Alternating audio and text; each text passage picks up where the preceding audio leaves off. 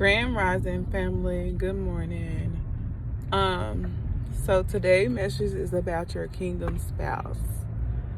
I had a dream, and this dream was basically, I felt like it was about your kingdom spouse. And I always go to the Lord and pray if this message is for you and, for understanding of this message.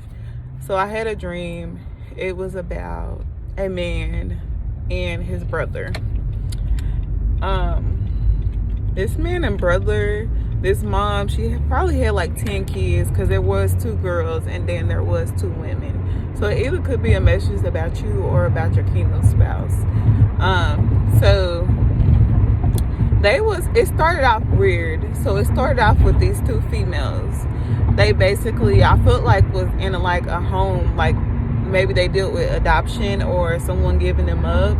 And they had got into some things that they shouldn't have got in, which was wrong. And her and the sister did something. I feel like they ended up, because they needed money for food or to do certain things, they ended up like robbing someone or killing someone. Because I know these 2 was like, the oldest was like on probation because one was an older sister and one was a younger sister.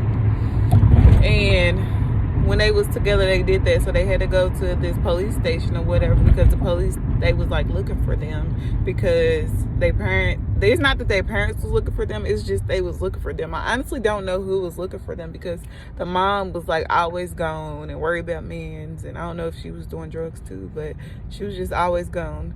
So they get in the police station and she's like, oh my gosh, sis, the police seen the gun in my pocket, which was the gun that they used to murder or to rob someone. So when the police seen the gun in the pocket, they was like, okay, we'll be back, and they went and hid the gun. They hid it in some toy. It was really like, I would say like one of those kids, what are those things called, like tricycles or something, except for this chair like lifted up. So they put it in there and they like got a screwdriver and locked it in her. And then after that they left and they went home. And when they got home to this apartment, their mom was back because their mom had been gone for like weeks. When their mom left, she left and took the little baby with her because she had like a newborn. She took the newborn with her, but she didn't come back for them. So they was left to survive.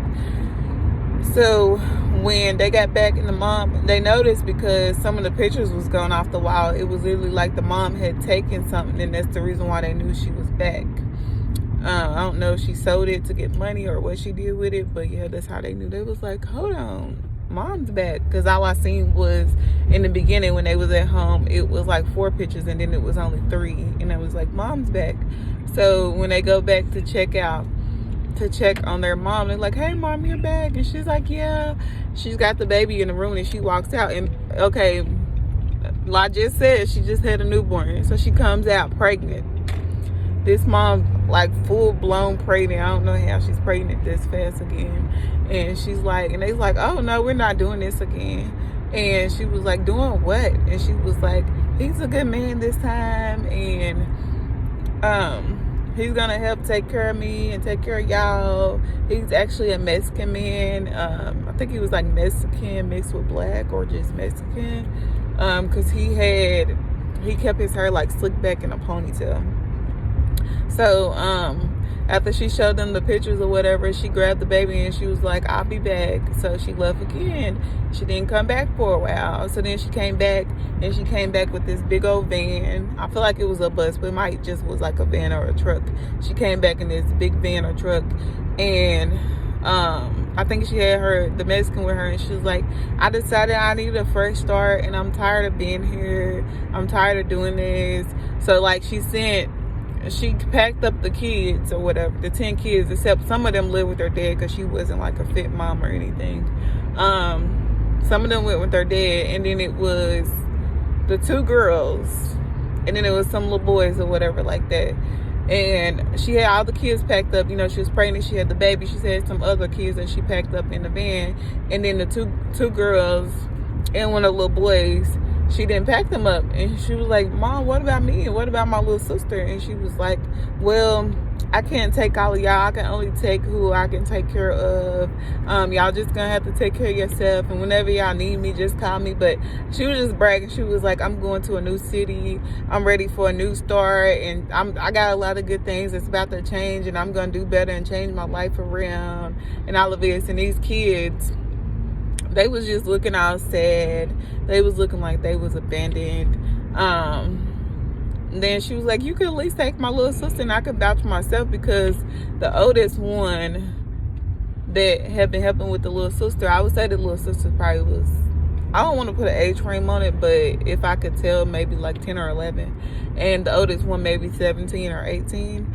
And she was like, well, at least you can do is take my little sister so she can be with you, so she can be happy, Mom, because you keep leaving her and it doesn't make her happy, and I'm having to take care of her. And she was like, no, I'm not going to do that. Now, bye. So anyway, she drove off and she left. And she left them, and she left the little boy too, which he didn't say anything. He was kind of just standing there in a corner quiet. But I think the little boy had plans on just being in the streets. Like, he wasn't worried about it. You could tell he knew how to survive in the streets. Sorry, y'all. So after she drove off and stuff, they all was just kind of sad, but they all went to do their own things and figure out what they was gonna do next. So I feel like what I got from that message is that your kingdom spouse or you maybe dealing with some abandonment issues, some childhood trauma that you need to heal from and that you need to get over, and that's gonna help you elevate to the next level. I feel like you dealt with your parents leaving you or betraying you or abandoning you, and it's causing problems in your current relationship or your relationship that you're about to have, and God is telling you I keep losing my voice, sorry.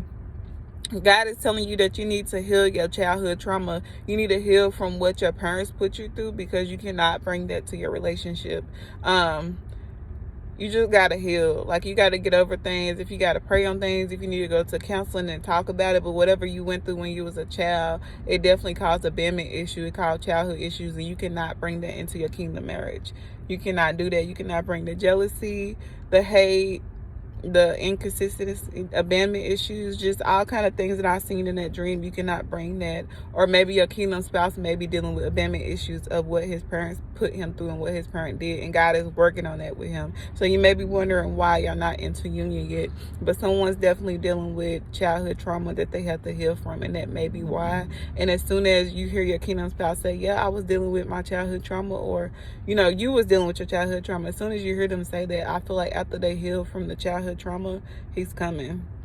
That's all it is. I just feel like, because literally right after that, they was dealing with abandonment issues, and then they had to figure out their own way. So I feel like as soon as you heal from your childhood trauma, the things you was put through your parents, and how they left you, and how they treated you, and how they had favoritism between the other kids and this kid and stuff like that. I feel like for you or your kingdom spouse, as soon as y'all heal from childhood trauma, abandonment issues, any issues that you had to deal with, or mistakes that you made in the past, when you heal from that and you're worth it for someone, I feel like you feel like you're not worthy of this kingdom spouse or wife or husband. And as soon as you figure out that you're worth it, and God gave you this marriage, and it's going to be everything for you, and you know that you're worth it, he's coming, she's coming. You just got to know that you're worthy of this relationship. You're worthy of this marriage.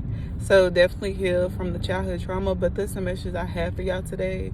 I just wanted to go in detail because I was like, this is a weird one. But I feel like it had a lot to do with heal your childhood trauma, then your kingdom spouse is coming. So like I always say, have a blessed day. Stay positive. Don't let nobody mess up your day. Change your mind. And just get up today. And if it says you that need to heal your childhood trauma, start praying and asking God. And ask God if this message is for you. But I feel like you're going to feel it in your heart also too. And just pray on it and start working on little things so you and your kingdom spouse can come into union. But he or she is definitely coming. Y'all have a blessed day.